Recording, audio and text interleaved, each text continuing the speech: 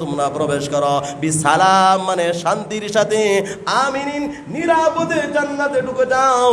আল্লাহ পাক এইভাবে বলে দিবেন।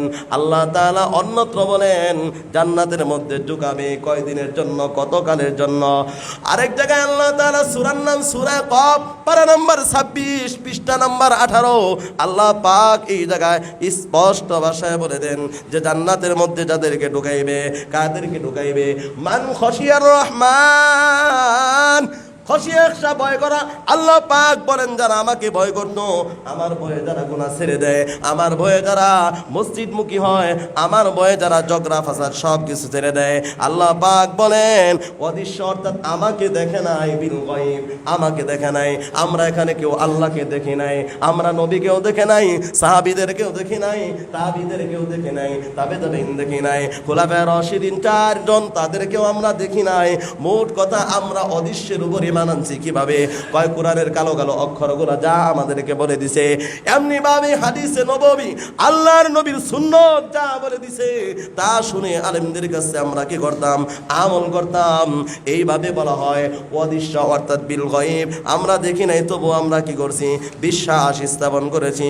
ওয়াজা বিকলবি মুনিব, অন্তরের মধ্যে আল্লাহর আনুগত্য ভয়, আল্লাহ তাআলার আনুগত্য করতো, সে আল্লাহর আনুগত্যে সে মসজিদে আসতো, যাকাত আদায় করতো, হজ পালন করতো, মিথ্যা বলতো না, জবানকে হেফাজত রাখছে, চোখ অঙ্গ প্রত্যঙ্গ গুনার কাজে ব্যবহার করে না।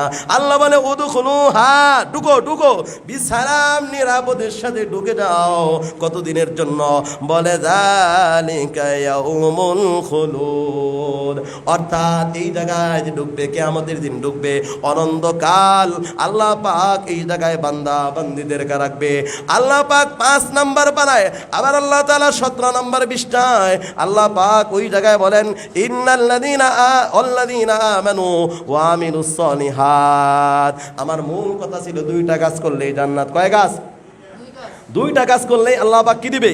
জান্নাত দিবে। তো আল্লাহ পাক এই জায়গার মধ্যেও আল্লাহ পাক বলে দিচ্ছেন ওয়াল্লাযীনা আমানু ওয়া আমিলুস সলিহাত। ওয়াল্লাযীনা আমানু, যারা ঈমান আনছে, 2 নাম্বার হলো আমিলুস সলিহাত, আমলে সলিহা করেছে, সানুদখিলুহুম জান্নাত, অচিরেই তারা জান্নাতের মধ্যে ঢুকবে। মিন তাহতিহাল আনহার, ওটার নিচে দিয়ে থাকবে প্রবাহমান নহর সমূহ থাকবে। খালিদিনা ফিহা আবাদা, সদা সর্বদাই থাকবেন। ওই জায়গা থেকে আর মানুষ বের হবে না। ওই জান্নাতের মধ্যে ঢোকার পর আর কোনো বান্দা আল্লাহ পাক জান্নাত থেকে কাউকে বের করবে না। এই জন্য ওই জান্নাতে আমরা ঢুকতে চাই কি চাই না? জান্নাতে ঢুকতে চাইলে পরহেজগারিতা লাগবে, গুনাহ ছাড়া লাগবে। কি ছাড়া লাগবে? গুনাহ ছাড়া লাগবে।